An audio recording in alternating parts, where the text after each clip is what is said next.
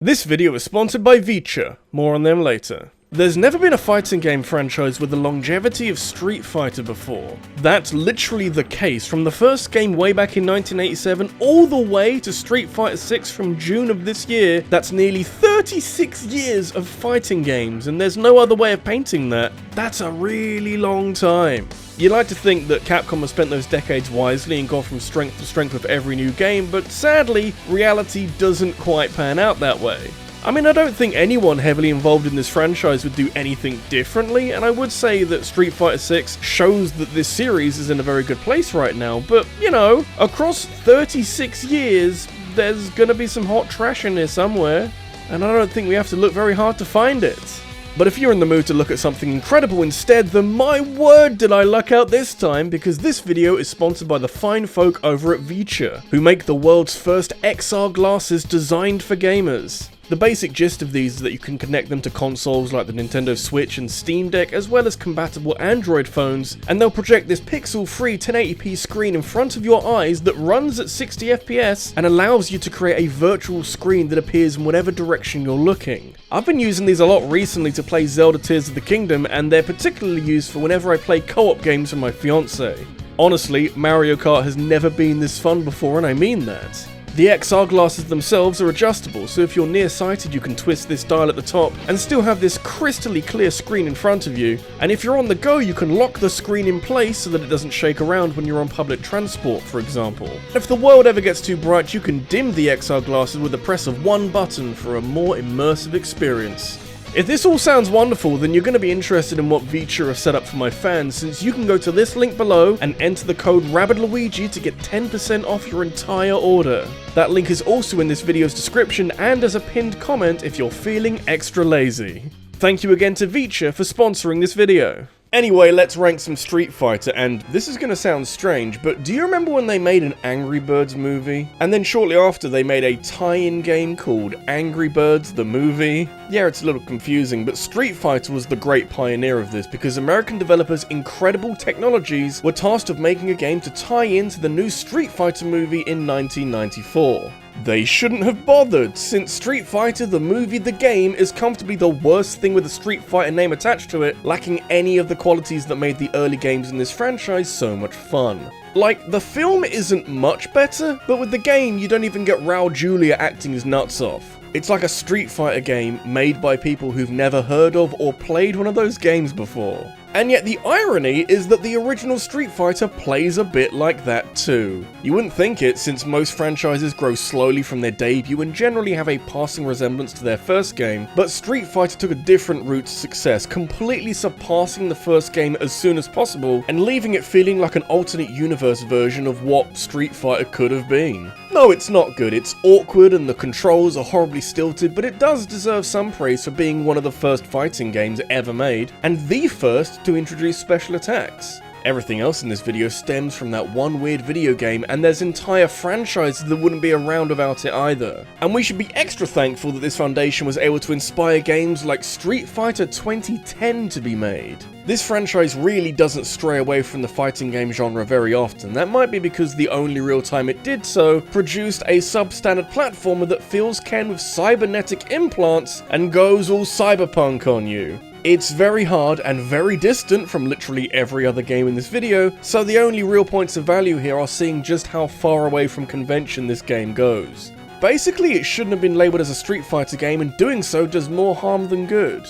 It was 1990, you're telling me that you've got zero faith in a new franchise? This franchise doesn't take too many risks, but the EX spin-offs are at least a pretty dramatic change up in style. This is 3D Street Fighter, obviously chasing after a bit of what made Virtua Fighter so revolutionary, and sometimes getting it right. EX3 isn't exactly what I would call getting it right, and it's at this point in the lifespan of this miniseries that fans and critics, and likely even key members of Capcom, realized that this is about as far as the EX game should go. 3D was working quite nicely for a spell, but EX3 showed the gap from this to the 2D games of the time, and it wasn't a flattering comparison. You know, it's functional, and you'll have more fun here than in, say, Street Fighter 1 for example, but your time is better spent in so many other places.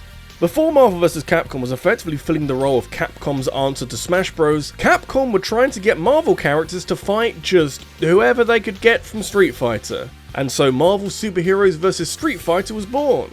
It's not the original attempt at this concept, since that's coming later, but it is perhaps the least inspired, failing to innovate much past its base concept and ultimately being one of the main catalysts to expand this crossover beyond mere Street Fighter characters. I'm not ranking Marvel vs. Capcom games today, but I can say that Marvel Superheroes vs. Street Fighter is one of the more forgettable episodes in this sub-series. It actually does more as a sequel for Marvel characters than the Street Fighter one, so that's something. When Capcom want to be, they can be a pretty goddamn cool company. Don't get it twisted, they're a video game developer in the 21st century, so they've 100% kicked some puppies in their time, but they saw a fan-made crossover between Street Fighter and Mega Man and swiftly moved past the cease and desist button and went straight for the button marked fund and support this shit right now. Street Fighter X Mega Man is goofy and very strange, but there is buckets of charm to fighting Street Fighter characters as Mega Man. It's a hard game most of the time, since the boss fights have been carefully designed to reflect each character's fighting style, and virtually all of them are more mobile than Mega Man could ever dream of being, and the zoom in just before the special attack is awesome and terrifying. Hey, maybe more studios should help out with fan-made projects. Oh hey look, it's the original Street Fighter crossover game, which was always inevitable given that Capcom had done so much good work with 2 X-Men arcade games, and the next natural step was always a combination of 2 of their arcade heavyweights. X-Men vs. Street Fighter works much better than you'd think, and this is partly down to the new tag team mechanic where your second fighter can tap in to extend a combo and deal that extra bit of damage. A lot of the appeal here is for what it did for Marvel characters when the frame of being in a Capcom fighting game, since seeing the likes of Wolverine and Rogue throw down with the cast of Street Fighter was genuinely a little mind-blowing in the mid-1990s, at a time when both of these franchises were probably at their peak. And this momentum would carry forward all the way to Marvel vs. Capcom Infinite, which wasn't so hot. It was awesome while it lasted though. For as neutral as I feel about EX3, I have to admit that the other 2 EX games are right on the money, and honestly, from this point forward, I have very few complaints about most of these games. EX2 is a really good game that in the late 90s was basically the best you could do for a 3D fighting game on a 2D plane. I know you had the original Smash Bros at this point, but it's like a different league. It's nothing too revolutionary when compared to the original EX, but it was given a lot of polish, and that helped it to stand above a lot of other cheaper looking competitors of the time. XL combos are lots of fun to pull off, and it helps to give EX2 its own identity. Just a shame that by the time EX3 came around, the devs were running a little low on ideas. From one side franchise to another, the Alpha series is some snazzy shit. Alpha 1 came out at a time when everyone was waiting for Street Fighter 3 after many years and even more updates to Street Fighter 2, and while Alpha was met with some initial disappointment because it wasn't Street Fighter 3, it didn't take people long to realize what an awesome thing Capcom had created here. I never got into the intricacies of the combat, I simply didn't have the patience for it, but the graphics are honestly gorgeous, and it is a sight to behold seeing this game flow in full motion. It takes a lot to convince a fanbase that this new thing that you weren't exactly waiting for can go some way towards replacing the thing you were excited for. And hey, we got Street Fighter 3 a couple of years after anyway, so it's the best outcome possible. So now we're getting into the meat of this video. We're gonna quickly come across a problem that I was fully aware of before I started making this video, and that's the fact that several Street Fighter games have roughly 2 billion different versions of themselves, and that's quite hard to rank. What I've done is taken what I reckon is the best version of each of these multi-releases and ranked that, which is fortunate for Street Fighter V, since that wasn't looking too hot at launch at all. The original SF5 was lacking content and was in severe need of polish, but luckily, both of those were handily rectified when the Champion Edition came out. It's still nothing too spectacular and a bit of a decline overall from where Street Fighter was in the mid to late 2010s, but at least no one embarrassed themselves here. Not for a lack of trying. So Mega Man only ended up being crossed with Street Fighter because this franchise has had a history of crossing over with other franchises, and I'd argue that Street Fighter Cross Tekken is the best of the lot. It's this wonderful celebration of 2 very robust fighting game franchises, developed with a great deal of respect shown towards Tekken so that it's not a lopsided crossover. It's worth remembering that Tekken doesn't play anything like Street Fighter, so a ton of work had to be poured into it, and sometimes the work spilled out into shitty play-to-win practices. Does anyone else remember the gems? Oh boy. It's a messy game that recovered from a shaky launch to be a really impressive crossover between, functionally, oil and water, and whatever box art Mega Man counts as. I'm thinking cyanide. I'd say the worst thing about the original Street Fighter EX is the art style, and frankly, that was always going to be the case with early 3D graphics. It was for sure a risk making this game, given that Street Fighter had made a name for itself with just the 2D for characters to be modelled in, and to be fair, the EX series keeps the 2D for fighting and just makes the characters look a bit more blocky. What I'm impressed with the most is the speed of play, since it would have been so easy for Street Fighter to slow down to a crawl to accommodate a more intensive graphical style, but EX did a fantastic job in keeping the pace high and retaining the relationship that Street Fighter has with rapid combos. Given the choice, I'll always gravitate to a more traditional approach to Street Fighter, but this is a strong contender. So of course this video was chosen because Street Fighter 6 came out as recently as about 6 weeks ago, which is enough time for it to have a crossover with PUBG for some reason, but it's also enough time to get to grips with it and to understand that SF6 will likely have the same kind of continued support and upgrades as the 5th game did, but it's going to get those updates from a much stronger starting position.